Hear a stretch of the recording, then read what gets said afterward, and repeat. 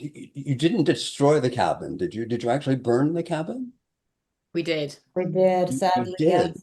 We did. Oh, I'm okay. I'm That was one of the flabbergasted by first. that. That was one of the first. When I read the script, I thought, wow. So the fire is so important.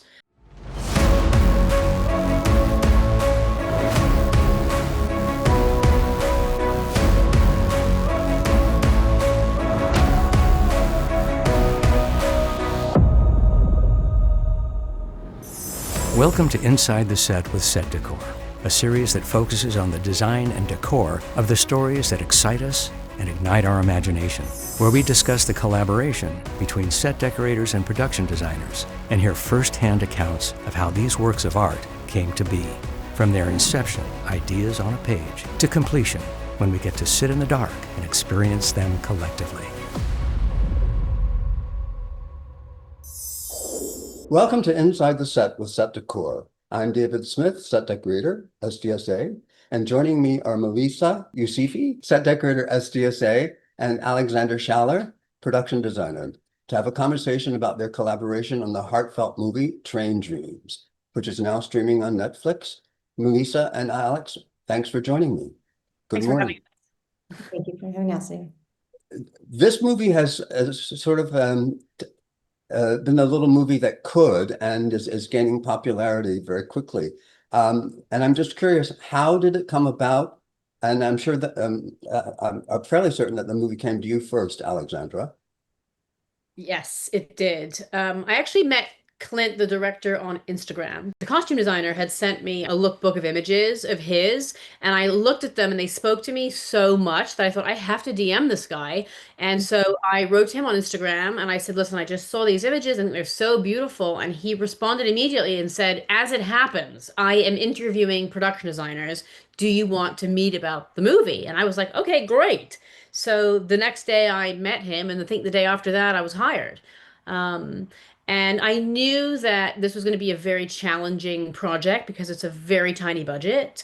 And we had grand, ambitious plans. And I knew that I needed to assemble a team that was kind of up to the challenge. And I knew I had tried to work with Melisa in the past, but it hadn't worked out. And actually, Melisa was the first person who came to mind when I was looking for my team. And I wrote to her basically as soon as I knew that the movie was happening.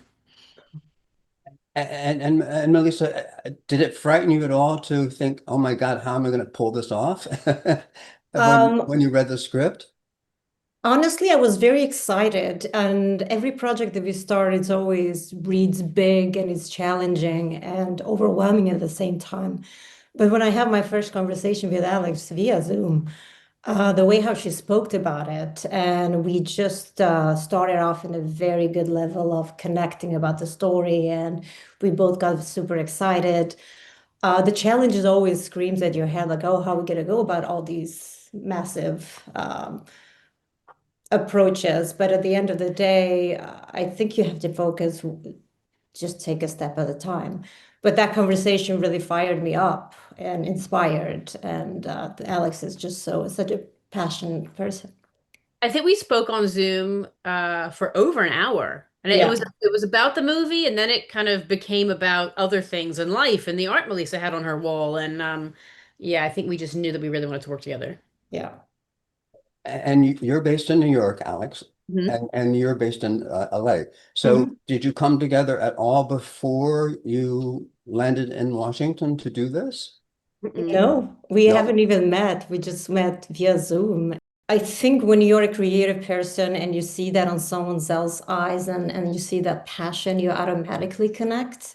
And I feel like that's what happened with us. Once we had that meeting, like I just want to work with her and this script is amazing. And the rest we'll figure out. So that kind of came together really. Okay, so the logging camp plays such a huge part in this movie. Who was that already sort of scouted, or did you begin from scratch on that, Alex? How did that choice come about? I mean, everything in the movie is from scratch, basically, other than the forests. And I would say that even some of the forests we created because we were building a bunch of trees.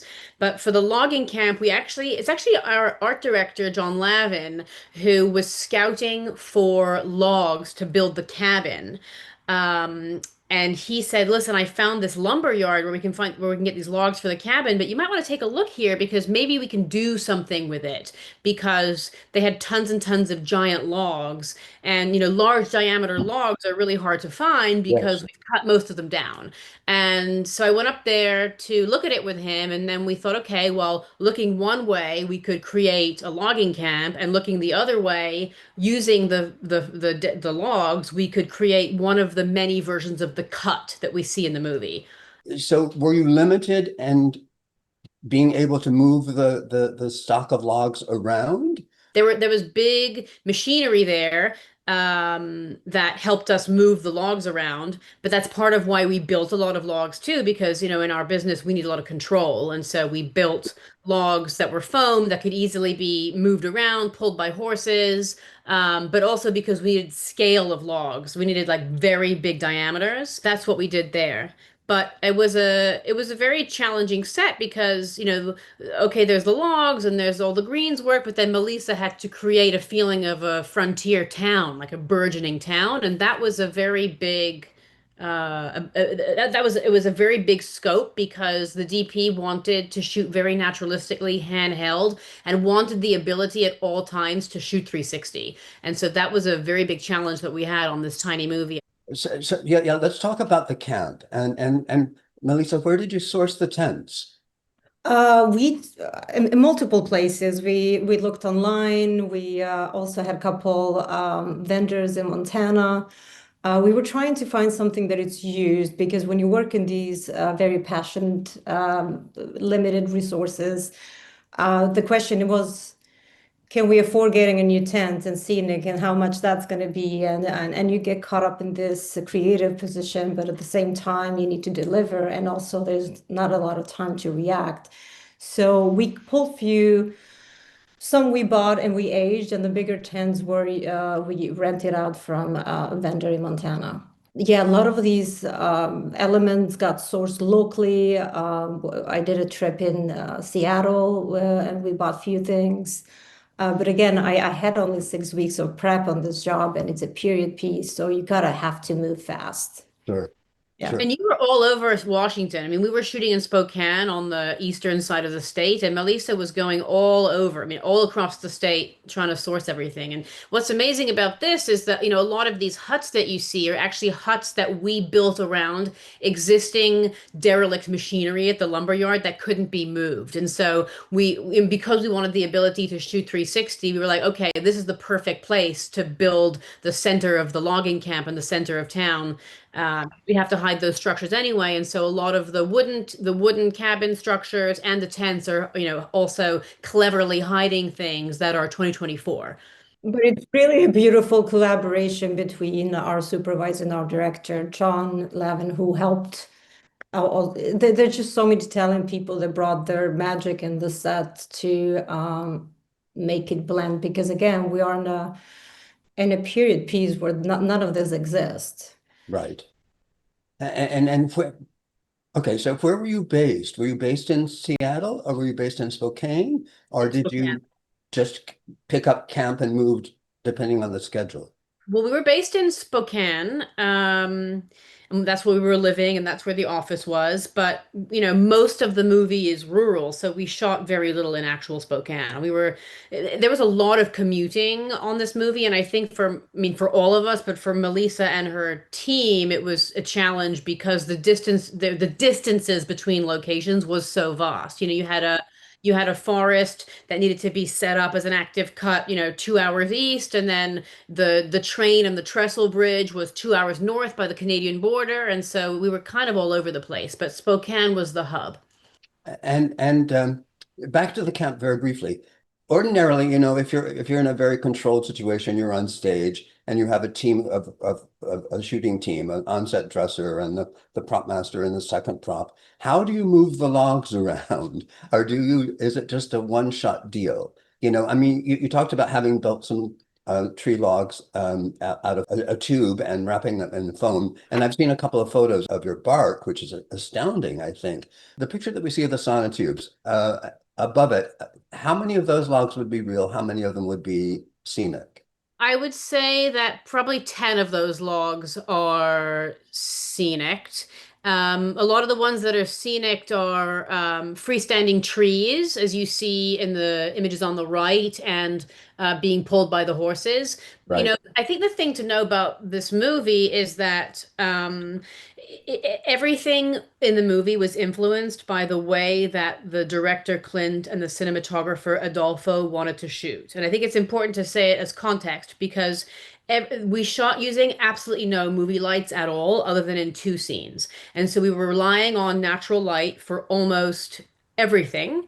And they also wanted a documentary-like approach to the camera, an observational way of seeing the world, which required a lot of flexibility and being able to sort of improvise based on, does a cloud move in front of the sun or does the actor go over here? So we didn't have a lot of latitude for, oh, we'll just have a bunch of stuff that will sort of dress for frame.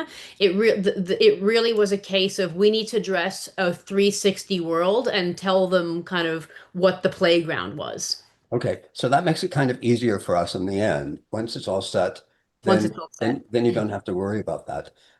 And what about the cabin? Was the cabin built close to the camp so that you had a little bit of flexibility, or was it all scheduled that, like the camp was done for so many days and then the cabin was done for so many days, and you had to stick to it no matter what?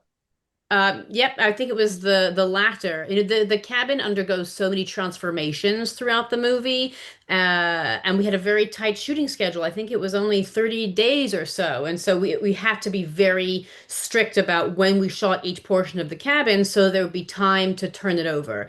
And the cabin site was picked based on the natural beauty of the land. And then we built a real log cabin out of the logs from that lumber yard on location right there. And it was positioned, there's the mud pit that it was, but when we were building it. And the cabin was positioned precisely based on the sun because of the natural lights that we were using. And the cabin was entirely lit by either the sun or all of the candles and oil lanterns that Melisa provided and had made. I don't want to dwell too much on location and cabin. Washington is known for the rain, but were you sort of out of the zone of maybe Seattle has more rain than Spokane? Did the rain affect you very much during this, and how do you provide for rain cover and something like this? You don't. You just carry on, as the Yeah. frontier men would have done at the time. You just carry on, and the climate in Spokane is different to Seattle. When we were scouting this, actually, all of the landscapes were blanketed in snow, and so we all know the challenge of, trying to imagine what an exterior landscape will look like in complete different season. So that was kind of the main challenge of this movie. And because the movie takes place over so many years, we needed to see a lot of different seasons in the film. When did you begin and when did you finish? Melissa said that she had 6 weeks prep. How much time did you have, Alex? Did you really have 6 weeks? In my head, I was like, she doesn't have any time. We don't have any time to do anything. How is she going to do it? Yeah, I believe that was because I prepped from LA for 2 weeks for other reasons. But I was in location for 4, and that's why you felt. But hey, it came along really beautifully. Much prep that I have. I was attached to this movie for a while. We were supposed to shoot this movie during the strike, and it, got shut down, even though it is a true independent movie, or was at the time. So long story short, we came back a year later, but I had time to sort of sit with the movie and think about it. And I had been to scout Washington a couple of times before we went there for real. But I think that I went there, when we went to prep it for real, I was there in January, and then the movie was all wrapped by June. I think we shot April to June, something like that. Like it was very quick. Like this version of the log cabin, which is the first one that we shot, we built in 3.5 weeks. Melissa, did you bring anything from LA? I know that you used Cooper Lace because I saw on Instagram you're Yes. giving you a shout out. Yeah, Dan, I've been collaborating with Dan in a few projects. He has such a beautiful inventory for, especially for period pieces. LA, as much as we wanted to, unfortunately, because of the limited resources and with labor and everything else, we were not able to do that. So everything was sourced locally and in Washington State, also because of the tax break, which made it more challenging because we all know how hard it is to find authentic, period piece correct elements to create our world, and especially in a good condition. Well, and the cabin is lovely. Is there anything there that you had great difficulty finding, or did it all sort of um, come to you fairly easily within the sources that you had in Washington? I think once you walk in on a set, you see that space, you feel what the story kind of wants to tell you, and to reflect on it. It kind of guides you what you need. With any furniture pieces, we kind of wanted to stay humble because the couple didn't really have the means. Um, and it was very selective what each piece represent and what their everyday acts are. And a lot of items got fabricated from nature, like candle holders and a couple things that whatever you would find on the wildness to kind of create. But it was very humble. Every element kind of needed to tell a story of our main characters and what their routines are, and yeah, and still very soft. We wanted also to go with the lace curtains because that way we can capture a nicer, lighter, softer light. Right. Since we were also very depending on lighting, since we used only candles and oil lamps, and a lot of scenes happen also during the night. So we kept that, and also the cabin is quite warm but heavy, so we wanted to bring some softness in it, as our couple is in love and trying to build the world. So that kind of projects a little bit here. I just want to go back to something you said because it is true that you and your team made so much of the set dressing for this. Mhm. And, Melissa's team was very small. I mean, how many set dresses did you have total? Like 10 people total? 10 humans in your department at all times or something? Yes. Like Mhm. staggeringly small team. Very smart. And this was for all the other sets that was happening for pickups. And so, Totally. And I feel like, the one thing that I was impressed by with the set dressing team in Washington is that, it's a much smaller market than in New York or Los Angeles. And so all of the art department people are used to wearing a lot of hats and moving between being a set dresser and working in greens and, being a scenic and the people that we had were extremely handy and tactile and creative. And so a lot of the pieces that might, start in construction and then move into scenic and then be altered by set dressing, a lot of it was actually built from scratch by Melisa and her team. The interior of the cabin is on stage, correct? No, we shot it all on We location. shot it all on location. yeah, this was a real structure, which was quite amazing because it was built from scratch. And as Alex said, this got built in 3 weeks. So you see the progression, you go and feel, but also our characters, they are building their life and you connect with that journey with them.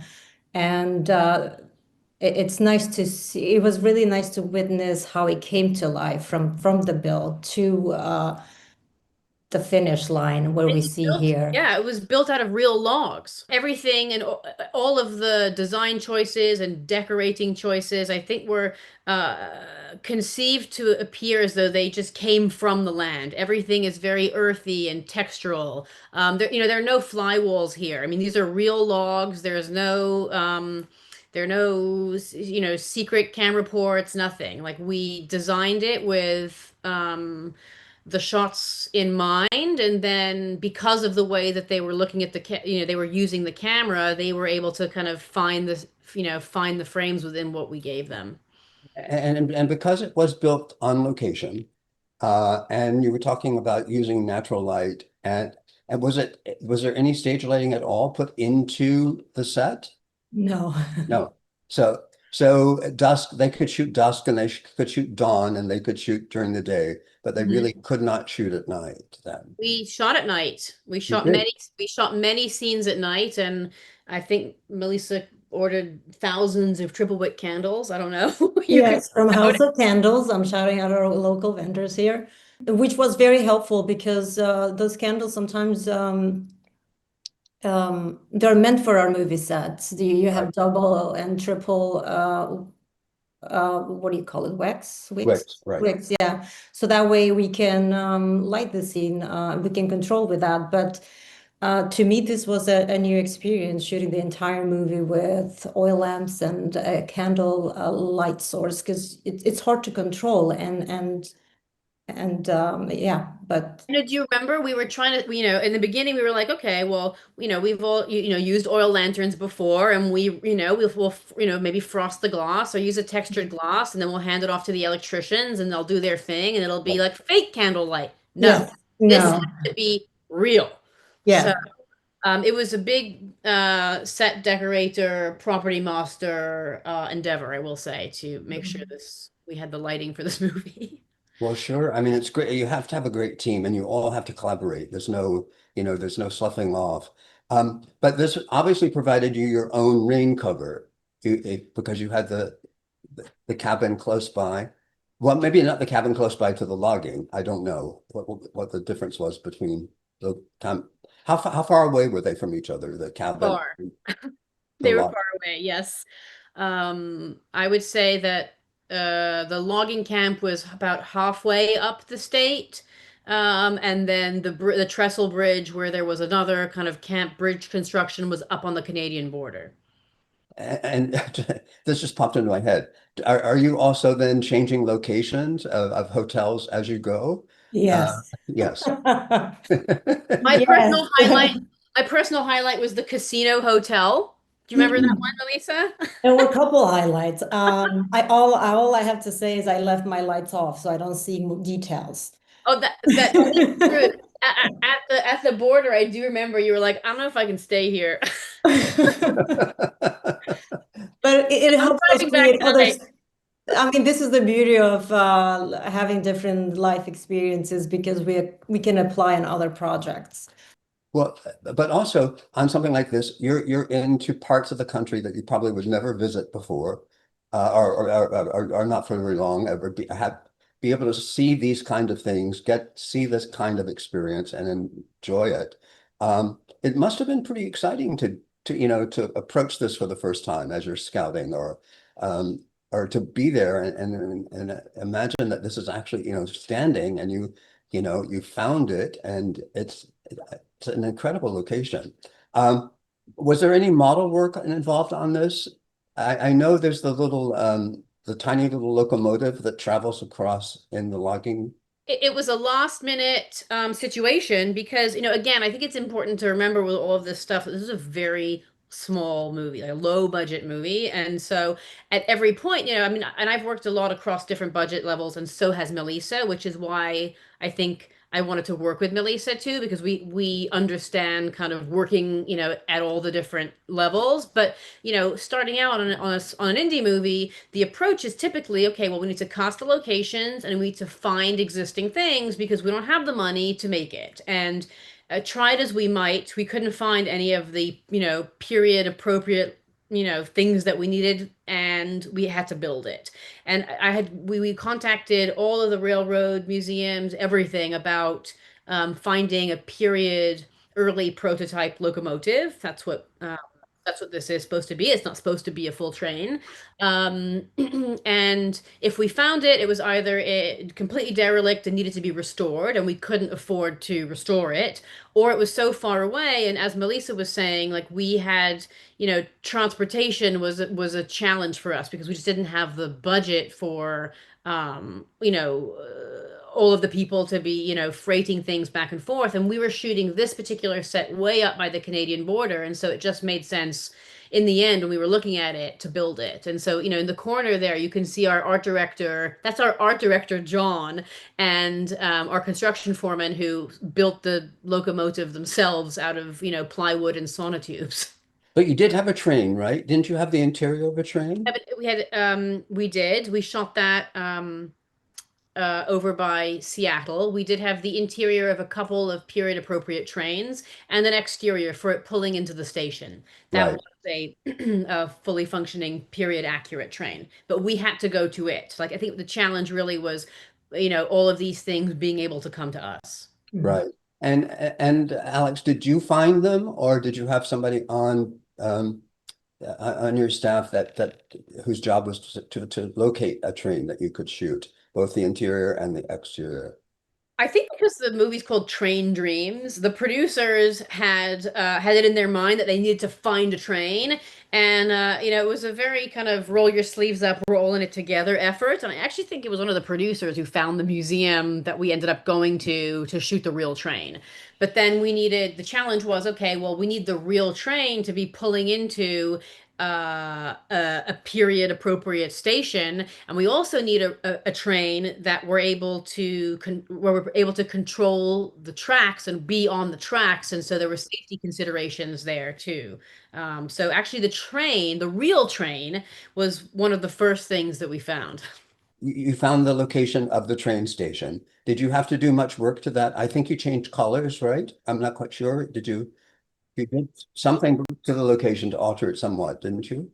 We did, yeah. I mean, it was the building itself worked pretty well, but we changed signage, and a lot of it was paved over, so we had to turn it into a dirt road, and we needed to bring in Model T cars and all of that stuff. When we changed signage, and a lot of we took down a lot of railings and posts that were not period appropriate. There are two other sets I want to talk about. The church, which is quite charming. How far away, again, are you going to different parts of the state for each of the two? That was in Spokane. That was our one set in Spokane. And that's actually other than the train, the first time I went to scout for the movie, the church is the first location that we found. And they were going to paint it. And I just said, whatever you do, do not paint this church because there's no way we could afford to repaint it. Repaint But I it. think you had to do a bunch of stuff inside the church, didn't you, Melisa? I feel like there was Uh, stuff. we removed some modern elements and a few things. It did not really inquire. We just removed a few things that did not work for our period piece and brought some fresh flowers and few just minimal, really. But what I loved about that place, it has the aging it has, and I don't think it was functional, right? It was but it was just such a tiny, it spoke for a small town. And then it had a beautiful field with flowers, which we ended up filming there right on the front. Yeah, so it was really, That was a win of a location. That was one of the locations we were like, okay, we don't have to do too much to it, yeah. because everything else really was a ground up effort. I mean, you see a few giant trees in the movie with, men posing inside them and next to them, and those are all trees that we built. And so it was kind of mind-boggling actually to realize that the trees that we cut down, right, we as the United States of America cut down at that time have still not grown back. And so Yeah. trying to document this time period is really difficult because it doesn't exist anymore. So we had to create it. And I think for us, it was also important to manage and know what's important, where to pour our resources. Like the cabin needed that, the village needed.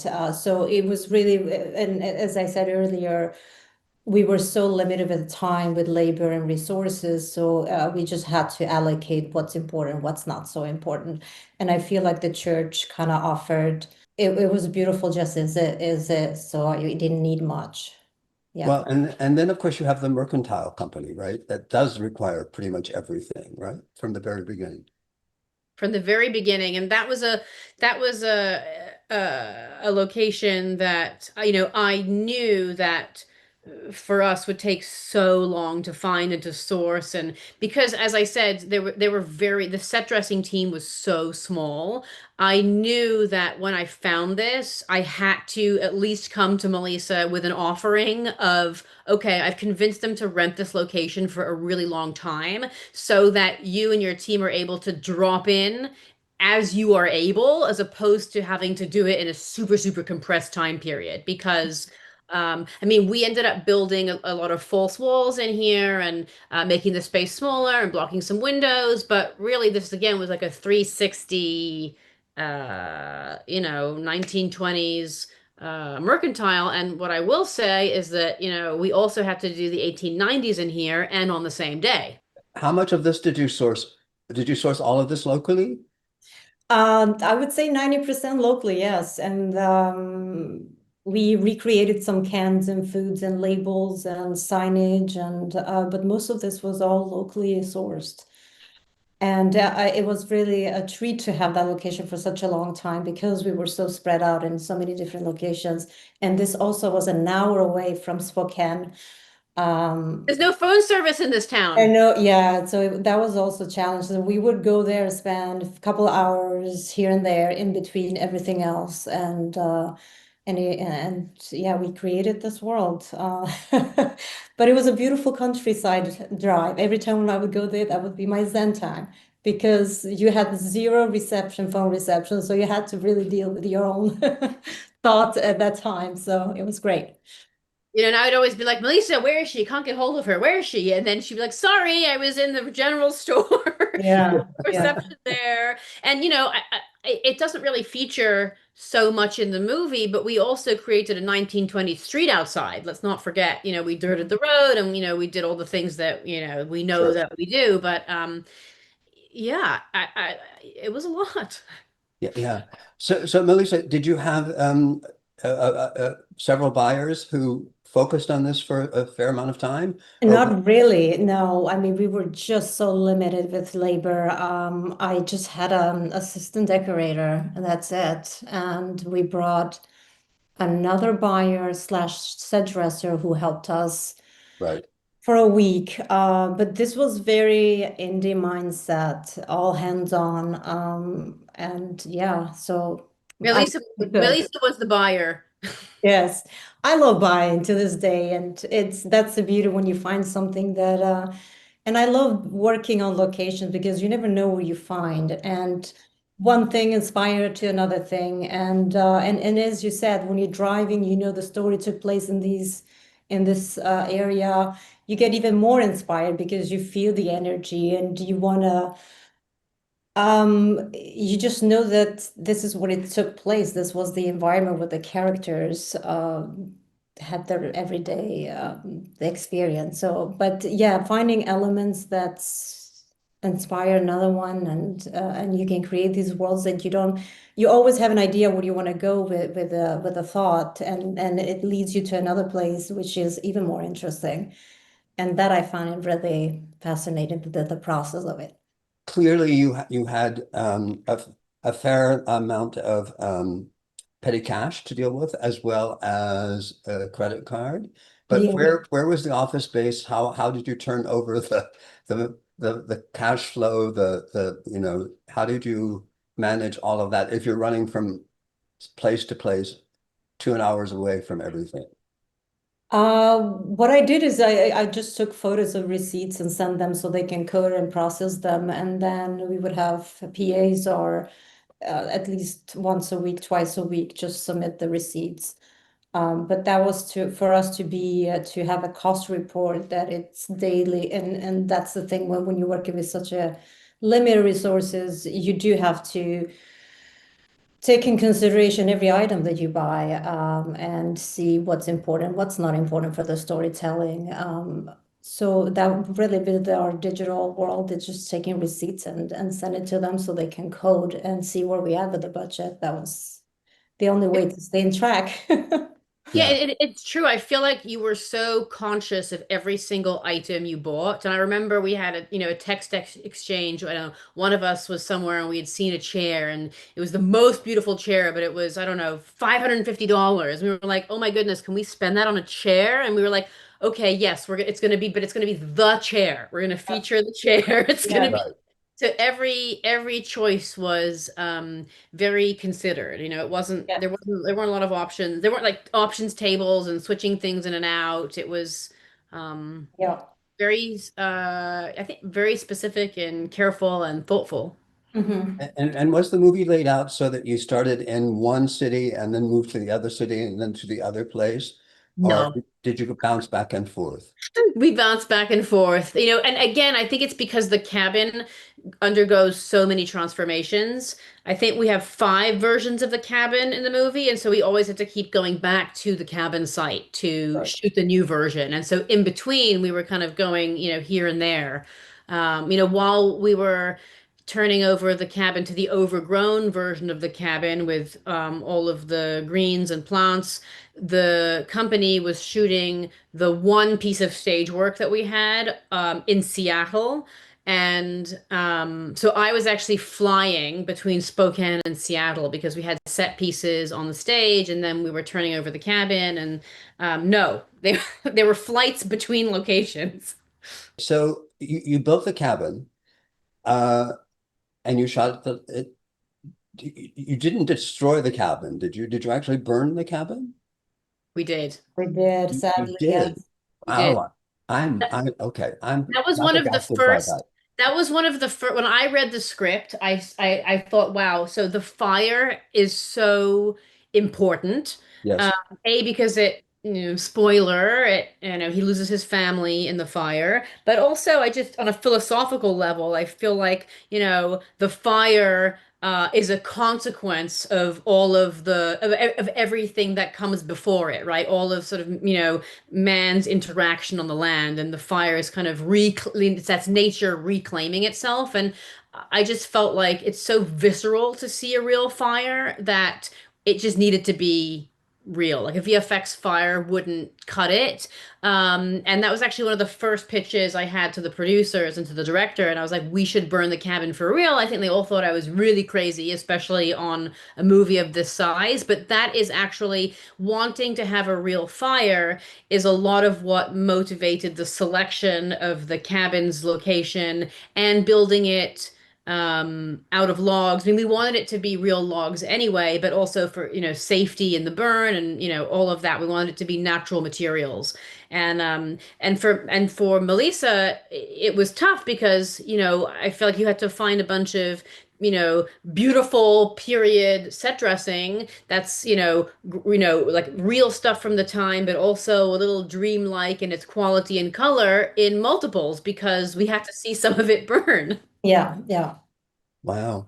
Um, I'm I'm still stunned that this actually happened. Melissa, how many items did you actually source in duplicate or close enough that you could um, get away with them on camera being duplicates in a fire? Yeah, mostly the window treatment was that because that was an easy duplicate. Sure. We fabricated some benches for outside. So those were fabricated, which is also easier to have multiples. A couple chairs here and there, but not a lot. Trunks, anything that you can easily find. But at the same time, we wanted to make sure that that represents our environment correctly, and we're just not dressing random things just because we found duplicates. So we kept it minimal. The whole house is quite minimal because that's who they were. Of course. Finding the location to build the cabin, knowing that you're going to burn it, did you have to be close to a water source? Did you have to be close to a lake or pond or river in order to, get a permit to be able to burn it? So the cabin is actually next to a body of water, but the whole time, because there's so much logging that happens in the movies and there are trees that fall in the movie, and we were trying to be conscientious about, not just willy-nilly cutting down trees, since that would be antithetical to, what the movie is about. We were already working with the Forestry Service and local loggers to find trees that were already being cut down, so we didn't do any logging on our own. And because we had been working with them and the Forestry Service, we were also already in conversation with the fire department because of the fire, and we were actually also shooting in an area for a different part of the movie that had been burned in a real fire the year before. So we were in conversation all the time, and actually everyone was very amenable. And we had a time restriction for the burn, and the fire department and special effects was standing by and ready to extinguish. And um, we were lucky that these homeowners were like, the landowners were like, yeah, no problem, you can have a fire on our property. They seemed okay with it. Okay, so it was a piece of private property. Yeah. Private property, exactly, because we couldn't. I think in general, right? I mean, when we're dealing with any sort of government organization, it's a lot harder. And so for actually, we shot the entire movie on various different private properties. Uh, the photo that's up now, Melissa, the clothesline, the structure of the posts that hold the clothesline, the prop for the clothesline.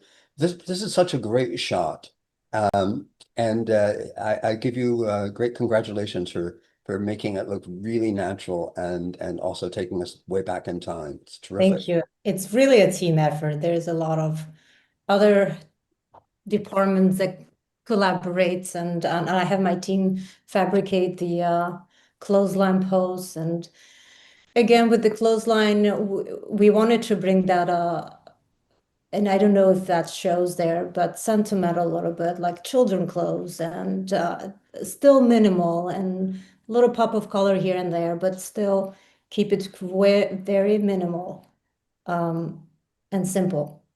Simple, right? Yeah, because everything needed to feel grounded in realism for this Yeah. sort of documentary-like approach. But a lot of the movie is a very interior movie, and a lot of the time we're in Grainier's psyche and in his dreams and in his mind and in his memory. And so we had to figure out, okay, how do we design and decorate all of these environments to feel very naturalistic, as if we just stumbled upon them with the camera, like they always existed, but then also weave in the dreamlike quality. And that's where I think a lot of textures and careful use of color came into things. And one of the things I loved when the baby is playing with the train, the toy, which is the horse and the carriage, the Yeah. little wagon. I love that. And who found that piece? Did the prop master find that, or did you find it? I think that's from Andy, right? Yeah, the Andy found that. Yeah, we had some other things that we had few Etsy artists make for us. So we made mobiles and a few other elements. As we know, everything has to be cleared when it comes to toys, and even at the time. But that was Andy's prop. He did a great job as well. I thought we set fire to some of your beautiful things, the mobile. We really went out on a limb. There were some things that we were just like, they're so beautiful and perfect. We're never going to find it again. And let's just go for it, And I thought, because we were shooting so much at magic hour at either end of the day, we weren't in a situation where we were doing lots of takes of things. So there was sort of a degree of trust, that we're just going to get it and we're going to burn it and we're going to hope for the best, that went into everything. But if you're going to burn it, you have to have everything that you need before you burn it. Exactly, yes. Right. Yeah. And also in light with the lighting and everything, we were concerned about how we will be able to light scenes with candles and oil lamps and and how the set reads, because sometimes it just falls off. And most of the scenes, which I feel like that kind of worked for the character because they are so in their bubble when they're together. So everything else kind of really it's seamless, and so that kind of worked. Well, and that's why I think it feels right, because it is right, and in many ways that really helps, that that you don't have to worry about hiding lights or hiding cable, just to have an environment that is naturally lit. It's beautiful, and Yeah, that part is really nice. I'm sort of having PTSD of a movie I did this summer where I just kept walking onto the set while the pre-light was happening, just being like, why are there so many cables here? Like, what? Did Yeah. no talk to anybody? We're shooting here. And Yeah. there was none of that, but shooting with natural light and in the elements presents its own challenges. Yeah. Right. And And another decision that we made, we all decided not to bring electricity on the second cabin stage because we thought for someone who lost everything and is trying to recreate that beautiful memory that he had, we kind of wanted to stay away from any updates. So someone who lost everything will not have the desire or hope to bring new elements or have updates in their house. They want to hold to that old, and that's what we did with the second. That's right. That's a good point. Yeah, because the character is someone who is stuck in time, a Mhm. little bit. He's sort of he's trapped in, in this period of his life that he cherishes. And we wanted to do that because we also wanted to feel like the world was changing around him and that he felt sort of a bit removed. And so at the end of the movie, when he enters the city of Spokane and he goes into the plane and he sees the performance, that we wanted it to feel kind of amazing to him. so I'm just fascinated about how you shoot this movie and how you get it done. Um, so back to the cabin. You find a field. You film. You as part of the story. They have laid out rocks Mhm. to outline the shape of the cabin. Was that truly to scale of the cabin that you built? Yes. Yes. And how far away was that was that on the same piece of land further down or? Yes, it was on the same piece of land further down, exactly. But the burnt cabin, the post-fire cabin that we see that's completely made of ashes, is on a different piece of property. And scouting for that was really a challenge because we needed a piece of land that had the same proximity to a body of water, to trees in relation to the cabin, all of that. But yes, the laying of the stones was at least on the same property, but we scheduling wise we had to shoot this before the fire, so we had to find a comp for it, and this was a big set dressing, special effects, art department team effort too. I mean, if you have a very small team and us, the people wear many hats, did your guys end up doing your crew end up doing a lot of the greens as well and ground cover or No, luckily we did not have to do greens. We have a really good greens team that they did that part. But when it came to fabricating, that's where my team kind of jumped in and did fabrication, whatever we Because need. we didn't have a big construction shop, and so Yeah, we were relying on the set dressers yeah, yeah, to um, to make anything that we couldn't find or anything specific that either of us wanted. yeah. and tell me, I do want to go back and talk about did you how did you get the mold for the bark on the very large tree? And because I think you're very successful in pulling that off on camera. Well, I mean, credit goes to our scenic artist, Vince. I mean, he's actually a production designer in his own right, and he's based in Washington, in Spokane specifically, but he's also a sculptor, and this isn't molded, he hand sculpted it. And what we did was he hand sculpted it and then he painted it. And then we went in with some real bark and real greenery on top. And that's how we made it all feel real and unified. The seven pictures that we're seeing on screen, and if you start to the left, is that finished product? Or is that research? This is all work in progress. Work in progress. Okay. So is that real bark or is that scenic bark? This is all scenic bark. Scenic bark. Yeah. And then you've got the large log and that's all foam and carved, right? And carved. And then if you look at the middle picture where there's a bit of a darker spot, that is where Vince and the Greens team were going in with real moss and real lichen and real ferns Right. and bits of real bark to kind of overlay and blend everything together. Right.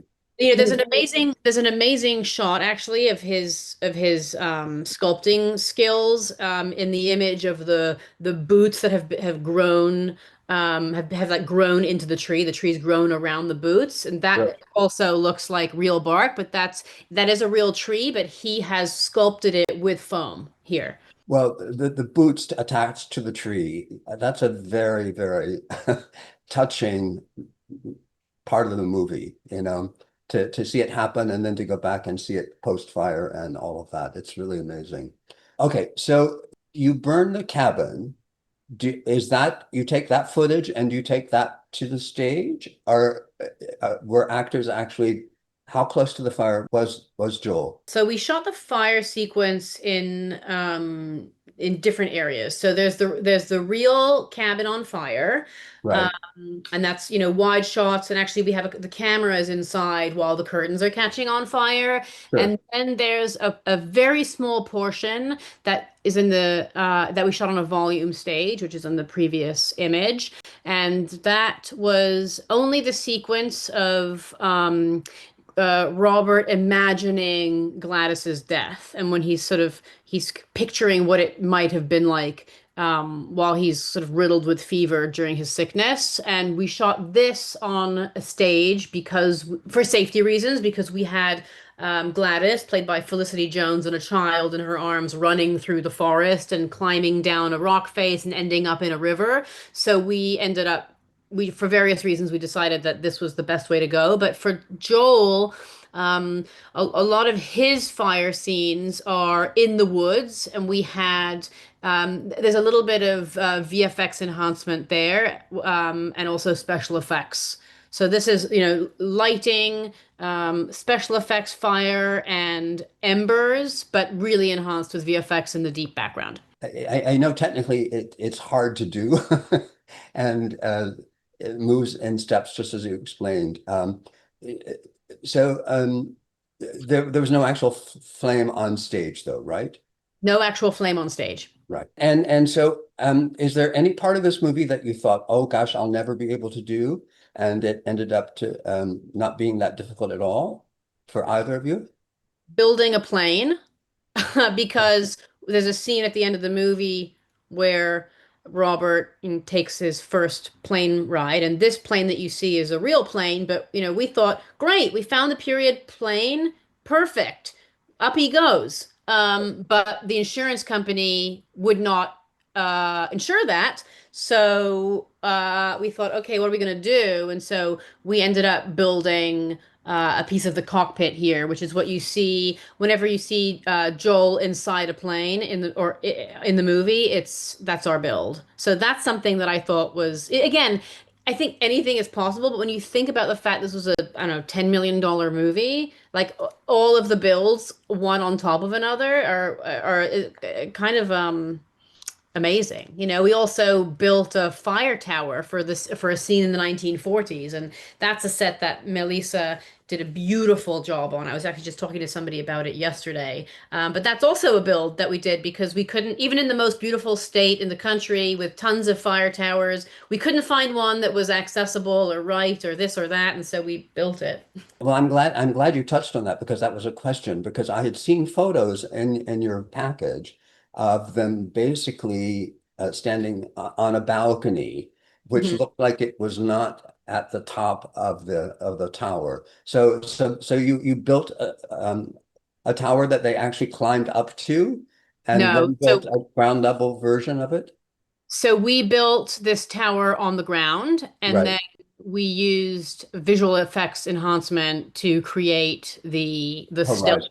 Horizon. But this tower that we built on the ground is actually at a very high elevation.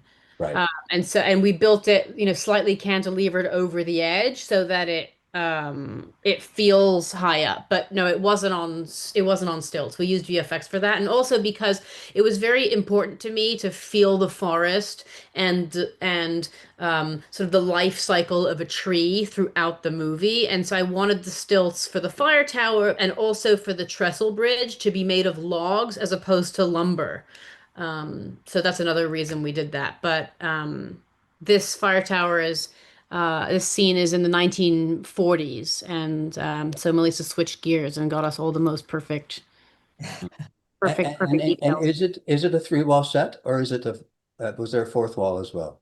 It was a three-wall set, because we built this in, I think, 48 hours because we had a fire tower we were going to shoot at, and then Another far location. another far location. And I actually had to scout for this on my own because everybody was already shooting. And I remember talking to Adolfo, trying to get hold of him on his phone while he's shooting, and he's shooting the camera. He's shooting himself. He doesn't have an operator, and he's in the woods with no service. And I'm there with a compass trying to figure out the exact orientation of the fire tower on this ridge because of the sunlight, because we're shooting natural light. And so I'm like, here we are, this many degrees, south southwest. Does this work for the corner? Yeah, And that you was did an amazing job. And Melissa, how, I mean, the interior of the fire, the tower is terrific, and they're great scenes.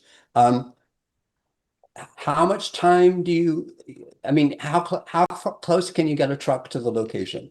Does the crew have to schlep everything, 600 yards, or do you have a little small vehicles that can go deeper, getting a 5-ton and getting everything dressed, and how much time do you have? And if it's open to the elements, do you just put a plastic tarp over the fourth wall to form the fourth wall? You just said it all. Yeah. Yeah, that's we had a truck there, but obviously because it was in such a raw forest, we did use a pickup truck to bring the other elements in closer to set. And I think, Alex, this was like we dressed a Thursday, Friday for a like that. couple days, and it was an over weekend thing where we went on Monday and filmed.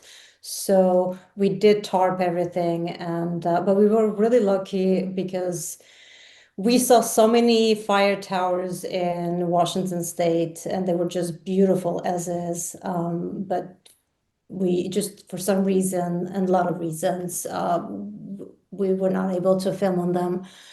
But we were lucky to collaborate with National Museum of Forest Service in Missoula, which we picked up all these unique equipment that fire towers usually have, especially from 1940s.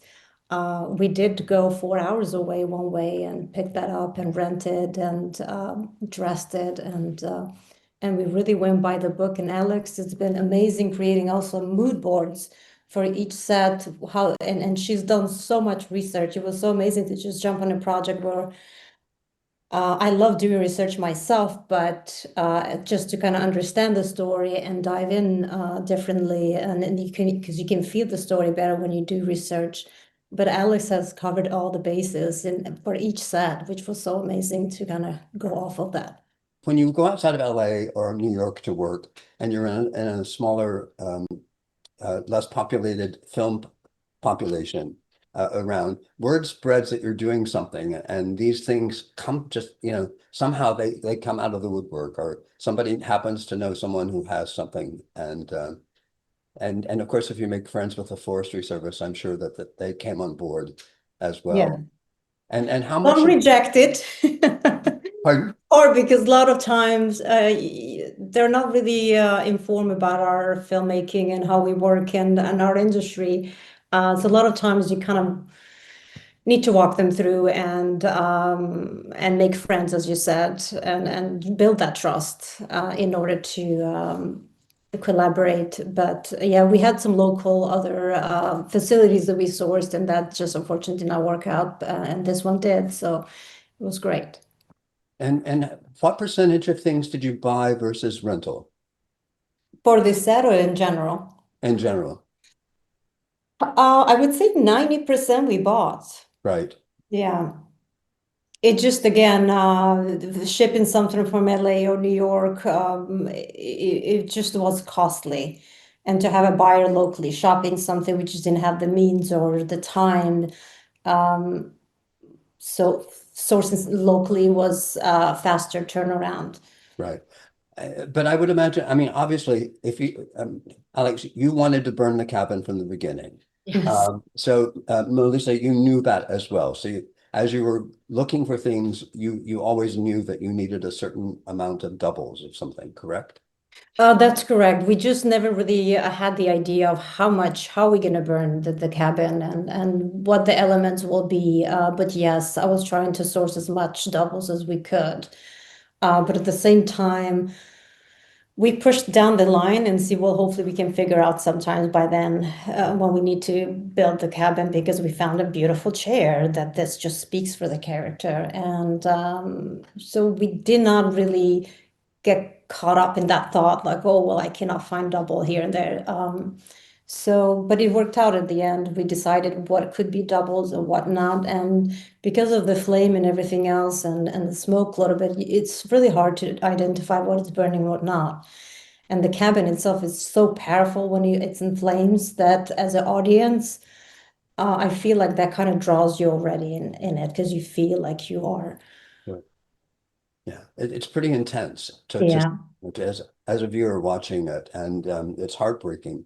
What was your favorite thing, and what was your least favorite thing, each of you, that you had to do on this movie? Or were there any least favorite things? I love the overgrown cabin. I really do. I think that the greens work that we did there was really special. And that's a moment where we could allow ourselves to dip into the more dreamlike quality of the movie. But, still making sure that it was faithful to the visual language that we had established throughout the film. And so I think that's maybe my favorite. I don't know. I love this movie. What about you, Melissa? I just was my thoughts were just going now. What I liked, I really loved about everything of the journey, and not to mention the script. When you start with something so powerful, and the collaboration with all the key head of departments were so involved, and they're creative, and we're all on the same page. It just, that energy of creativity kind of just flows. Hmm. And I feel like everyone had their heart in the right place. So I feel everything was so, and just the journey and being with these characters as a decorator, you live through with them, and you think, and you almost you create a profile of them, like, whoa, what do they like, and what their mental state is, and you really dive into their world, and you almost feel like you grew up with him. You went on a chart of he grew up, he went through life, he fell in love, he had a beautiful family, and life brings other elements in life, and you just saw the entire journey, and that to me was the most beautiful thing to kind of witness.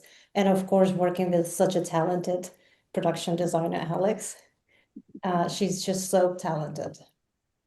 Well, Well, and I would say likewise, and I would agree. I think that the symbiosis of everybody behind the scenes is part of I think what speaks to audiences when they watch the movie. There was the Melissa and I, firstly, were very, very, very close, which, I felt like that relationship is really essential. And then we were also very close with the director and the cinematographer and the costume designer. So when you're all making the same movie, Mhm. that's really that's really, really special. And I feel like, Clint, is the director, is very open and collaborative. I mean, he jokes all the time that, he was going to let Melissa direct a scene because she was in there, commenting on where we should look, and he means that with love, and Yes. it's kind of amazing how, we all felt free to, offer Yes. contributions. Absolutely, very inclusive, and yeah, Clint. It was just amazing to collaborate with him. They had a lot of night scenes, and to come next morning to set up, and he was all very open to conversations and to guide and to have those creative meetings. You never felt like this is not a good time to talk about it. He always made time for you, and that's really special. You don't witness that often when you're in the middle of production. Mhm. well, I think the love shows on the screen. It's well done. Congratulations to both of you, and thank you for chatting. Thank you so Thank you. much. Yeah, this was really fun. It's nice to revisit it. Yeah, absolutely. It's been a year almost, over a year. Yeah. Yeah, Thank you, David. thank you. Thanks for joining us for this episode of Inside the Set with Set Decor. Don't forget to subscribe to our YouTube channel and visit our website, setdecor.com.